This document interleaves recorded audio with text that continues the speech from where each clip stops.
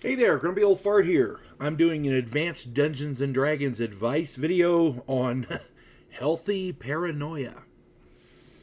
I've been playing tabletop role playing games since 1976, and I've been running advanced Dungeons and Dragons since 1979. Over the years, I've played in a variety of really good games under a lot of really great game masters, dungeon masters, that kind of thing. The other day, we were playing in my good friend Chris's game, and an event happened which reminded me of a similar circumstance in my really good friend Donald's game. The event in Chris's game was avoidable,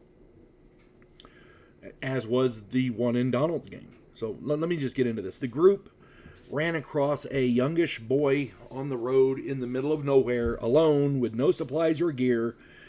The boy offered no good excuse for his situation, and I, for one, found that suspicious. My alarm bells started blaring, and I voiced my suggestion to leave him there and travel on. I was, of course, outvoted. Keep in mind, my character is an amoral problem solver completely loyal to the kingdom. He has a mission, he's mission-centric, he's focused on the mission. That's the character. This line of thought was well within his moral arena. I was called cruel and unfeeling, and I bowed to the majority. Yeah, you find somebody helpless out in the middle of nowhere. They were part of a caravan that was attacked by orcs or bandits or whatever, and they escaped by the skin of their teeth, and they're running and hiding. That's a reasonable excuse. Their village was decimated, and they're running away. Amen, no problem. Somebody dropped them out there because they were part of a caravan, and the caravan left them there on purpose for whatever reason. Thieves, they couldn't figure a way to profit from them, so they just left them there. Okay, I get that. That would have been reasonable, but this kid had no excuse. He didn't know why he was there. Later on, said child became the host of Tiamat, forcing us to battle her and seriously curtailing my character's assigned mission. I told them so. I understand everybody wants to have input, and everybody wants to be part of the group, and I get that. Nobody wants to be an immoral piece of shit. I get that. Everybody wants to be good guys. Amen. But when you have somebody who's been in the game for as long as I have, pay attention to them. They know what they're doing. They may not always be right, but they've got a little more insight than the newer players do. Years ago, in Donnie's game, our party ran across a farmer with a cart and a black donkey in the middle of the forest. There was no road. The cart, of course, had a broken axle, and the farmer begged us for help. So while the cleric tended to the donkey and the farmer, my barbarian and the rest of the group worked to fix the cart. Of course, the farmer was a powerful evil paladin in disguise, and the donkey was a polymorphed black dragon. Half of our party died before we were able to escape. Donald was not a killer dungeon master per se, but he certainly had a penchant for sneak attacks using the most innocuous of sources. Donnie made us leery of everyone and everything we encountered.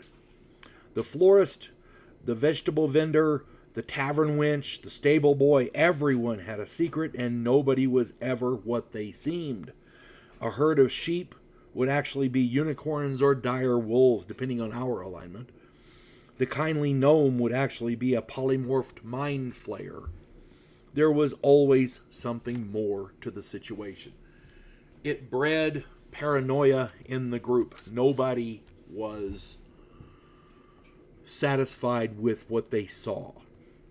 Donald instilled in me a healthy dose of skepticism and outright paranoia.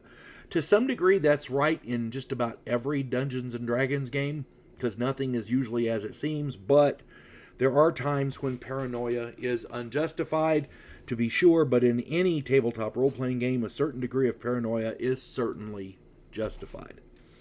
If your party comes across a defenseless person of any race, on a road, in a wooded area, in the desert, or some other wild wilderness setting, in a world chock full of monsters, magic, evil critters, demons, and gods, your alarm bells should be ringing to beat the band. Something is wrong here. That person is either an evil monster and is going to kill us all, or it is bait for something that will. I cannot stress that enough.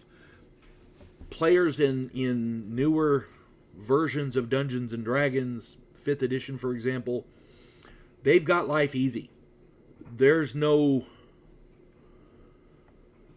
It's hard for them to die.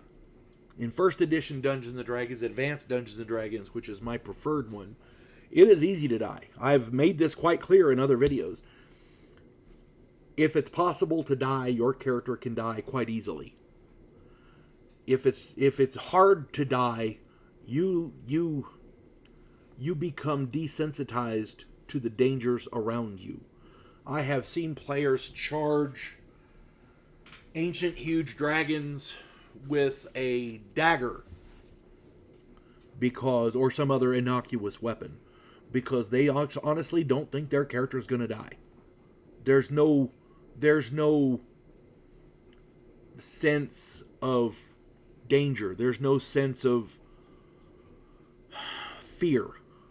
And without that, there's no thrill. If there's no chance of dying, the thrill goes away. I hate to use the term, but the participation trophy generation has instilled 5th edition D&D, and if you can't die, what's the point in playing? You just live forever, and it may take you a long time to get to 30th level, but that's the point. You have to work to get up that high, and if you can't die, there's no work involved. That's all I'm saying. A healthy dose of paranoia in any gaming setting, not just Dungeons and Dragons, is essential. Because if the Dungeon Master is not setting up villains or situations that can conceivably kill you, what's the point? There is no thrill. Paranoia comes along with that. So, that's just an old gamer's take. I hope you guys enjoyed it and take some of it to heart because... yeah, that's something is lacking in modern Dungeons and Dragons. That's all I'm saying. Hope this finds everybody well. You folks have a good one. God bless one and all.